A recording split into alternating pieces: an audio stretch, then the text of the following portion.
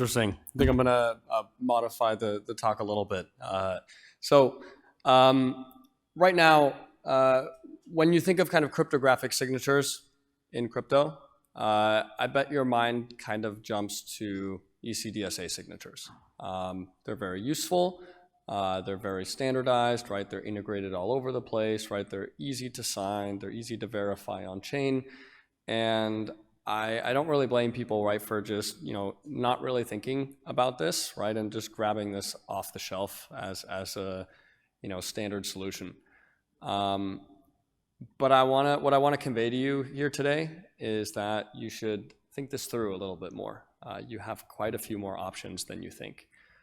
So Schnorr signatures are incredibly useful, and I want to kind of contrast them to ECDSA signatures in a few key categories, and to maybe encourage you, right, to explore using them in your own projects and protocols. So let's start with kind of the size, right? ECDSA signatures are 65 bytes, right, which is going to take you 3 words.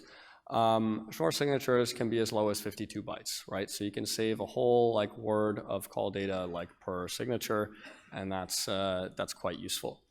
Now let's kind of go into malleability, right? Schnorr signatures are non-malleable.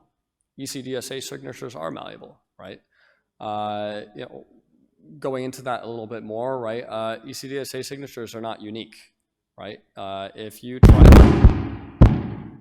yikes. We good? All right. Anyways, so ECDSA signatures are not unique, right? So you can, through a different combination of message and key, right, compose the exact same signature, right? Worse yet, you can actually compose legitimate signatures of keys that you don't even own the private key to, just by having, a valid, one valid signature, right? So these are not really nice properties to have, right?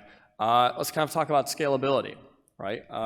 Schnorr signatures are a composable, kind of like an aggregated signature scheme, right? So you can kind of get rid of this linear relationship of having multiple signatures, right? So this could be very useful for something like oracles or multi-sig type of wallets, right?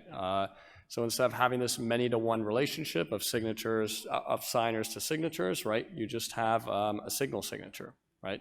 And you can verify, entire batches of signers of this one Schnorr signature, right, in constant time, depending on how you set up your application, right? So you definitely have this linear growth to constant time improvement by utilizing Schnorr. Furthermore, right, in terms of security, Schnorr is provably secure via fiat Schmier, versus ECDSA is not. Schnorr has been utilized in the wild.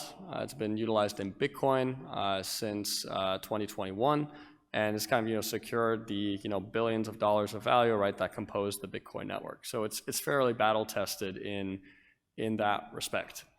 And the last issue I want to kind of highlight is privacy, right? So when you look at a set of ECDSA signatures, you know exactly how many people have signed those signatures to generate those signatures. But when you look at a Schnorr signature, you have no idea how many people have signed this signature, right? So you do get some degree of privacy improvement as well. So I'm not here to say that ECDSA is bad and you should never use it. I just want you to have an open mind, and next time you're reaching for some kind of signature scheme, right, to realize that you do have options, right, and you can select something like Schnorr, and it will serve you very, very well depending on your application. My closing thoughts. I want to say thank you for being here. I'm the founder of Chronicle. We do decentralized oracles. And Schnorr signatures are a very, very important primitive in what makes our oracles tick, and we've used them to great effect. And I think they'll work well for you too. Thank you.